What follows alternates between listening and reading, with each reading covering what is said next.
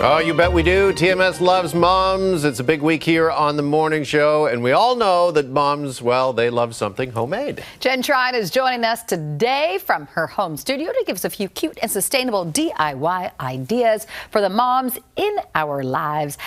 Hey, Jen, happy early Mother's Day to you. Same to you, fellow mom. You know what? You made a good point earlier about who might be watching and whether it's moms watching and are we making these things for ourselves? But you want to know what I did with our first project? I recruited my little nephews when I was watching them, and we made these together so that I could give them to my sister's husband so that she could get it for Mother's Day. There you go. Okay. Okay. Jen, before we dive right in, let's remind everyone and for, the people who are going to pass on the message and show this idea. First, oh, there's my little, those are my daughters. I have a son also. Yes. Twins, Xavier and Ruby and Violet. That's my crew. And there's my mom, Penny. Love it. She was with me at an awards banquet here when I was a reporter at Global. Love it. Love it. Okay. Jen, let's talk why we as moms love the homemade gift. Well, it's, we love that emotional tug. We just want to feel the love for one day. Please, hug me. I love it. And so any little emotional pull is what, a lot of mothers really love, especially if you're not going to get a big diamond ring or, earrings or something, then we want the emotional pull. And that's where the handmade, homemade gifts really hit it out of the park. So if you want to do handmade, homemade Mother's Day cards, I have a great little idea if you have little ones where we can use their fingerprints. Oh, I love that. Okay, let's get going. Let's see it. Here we go. Yeah. So here's what we did. Just take some cardstock, blank, and an envelope. I used some stamps and an ink pad here. I just drew some circles, and like I said, I recruited my little nephews, and we put their little fingerprints all around that circle. And basically they got a little carried away at some points. Let them have a bit of fun on a separate sheet. And then I went ahead and filled in the sort of the flower outline, and I used a stamp. You could use your own handwriting, but the stamp makes it look all the more, kind of juxtaposition, the homemade look with the professional look. That's where the stamp and the ink comes in.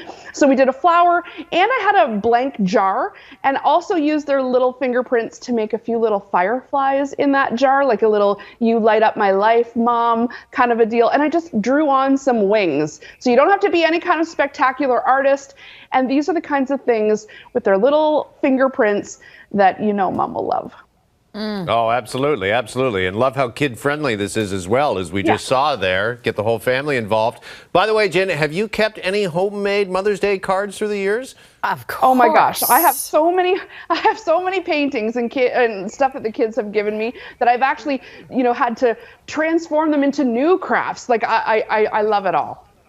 I love it all too. And those are the ones I keep. It are the ones that are homemade and thought and time went into it. Yes, for sure.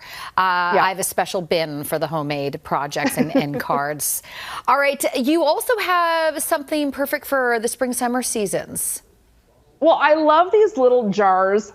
Again, if you don't want to be spending lots of money, but you want to kind of engage your kids, your grandkids, so that they can give something, to their mom or to their aunt or to their grandma, this is a great one. Little jars, they don't have to cost much, and get them out in the garden or at the flower box. And all it takes is a little Mod Podge, like glue, sealant, and just get some down, paint it on. And what you're going to do is flatten out your fresh flowers first, like squeeze them between a book. And this is a great project we got from One Little Project at a Time. I love this idea. And then just seal the flowers with that Mod Podge over top. So on the bottom and then again over top, and mix it up with a little bit of greenery, a little bit of, it can be anything that you flatten out. Make sure it's nice and sealed, because that's what's going to keep those flowers on the jar. And then just, embellish it up with a little bit of twine, a little ribbon, something like that. And then I want you to put a tea light in there. It could be a battery operated one or a candle one. And then you've got just a nice little springtime gift for mom, homemade. And it's definitely a keeper.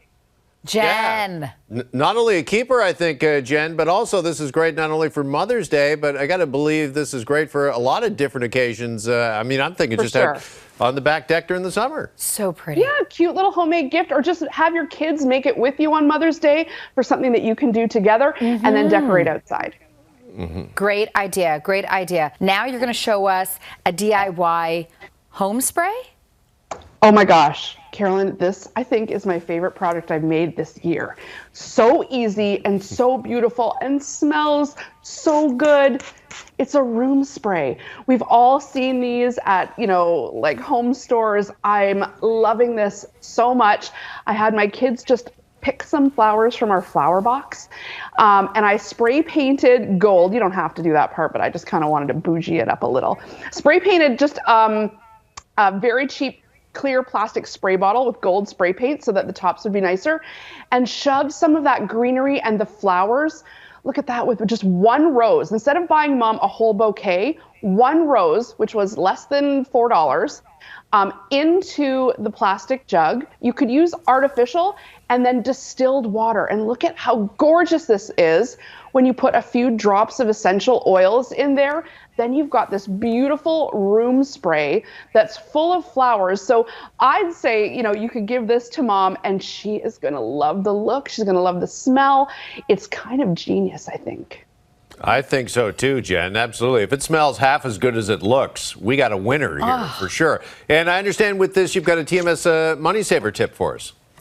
Well, like I said, instead of giving Mom an entire bouquet of roses that could cost you, especially on Mother's Day, upwards of $100, one single rose you can put in this jar, in this spray bottle, for less than $8. Plus, she gets a gift that keeps on giving through Mother's Day. And my tip is change out the water after a week if you're using a regular live rose, because it will start to disintegrate.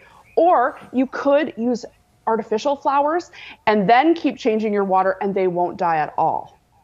Okay. All right. Jen, what is your advice for people who are a little nervous about getting crafty? Where should they start? Just dive right in. And the best place to start is literally by copying someone else. You all have my permission to take this project and make it your own. And just go ahead and follow the steps. And what you'll find is what you start off thinking you might be making always ends up taking a bit of a turn, and it really does become your own. And not to be afraid to fail. We're not, performing open heart surgery. We're just making a cool room spray for Mom. So you can't mess it up. Put the flowers in, make whatever you're inspired to make, and it'll take you much further. Yeah. Hey, since we are celebrating Mother's Day and mothers, Jen, tell us a bit more, if you could, about your kids. And were they, I don't know, kind of born with the craft gene? Were they crafty just naturally, immediately? They're so over it. My daughter, I was telling my daughter last night, I was like, what, they just finished a play. I said, well, what else might you want to join at school? And my one daughter said, well, there's knitting club. Ugh. And I was like, what? Yeah, I could help. What do you mean? They were like, no, Mom, please. But they all can sew. All three of them have been on even TV many times with me, sewing and making things. And I know when their friends come to visit, they're all like, what? You've got, what, this room, all the supplies. And they're like, yeah. They're just like every other kid. They want to play on their phone mostly. But every so often, they do come back around to, hey, can we make this? And I do hope that having sort of this crafty spirit in the house really will imprint on them. And then one day in the future, when they're, not so teenagery, you know what I mean? They'll remember this with fondness. The same way if you give, a homemade Mother's Day gift this year, that they'll look back with fondness on doing that for their mom and participating in those kinds of things with me. I'm looking at your shelves right now and the items. Do you have, when your kids did enjoy crafting and making gifts, do you have a favorite that they did? Yes, they loved sewing and they loved using the sewing machine. And even my son, in fact, my son more than even, it's kind of stereotypical to think the girls would like to do it, but he liked doing it the most. And that's because he loved pressing the foot pedal and really making it go like so fast.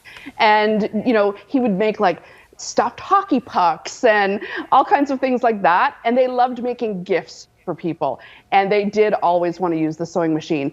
And it was, great that we had those tools in the house, because then when they, were bored on a Saturday or on a Sunday morning, come on, let's go down and do this, or it's raining, come on, let's go down and do this. It's hard to say, get off your phone and do something else if there's no alternative there. And so if we kind of create a creative environment at home and have some of the stuff, it doesn't have to be expensive, you will find your kids will exercise more creativity. All right, crafting, it is the gift that keeps on giving, gives in many ways. Yeah. Jen Tryon, Jen, thank you so much. Appreciate it this morning. You're welcome. Happy Mother's Day.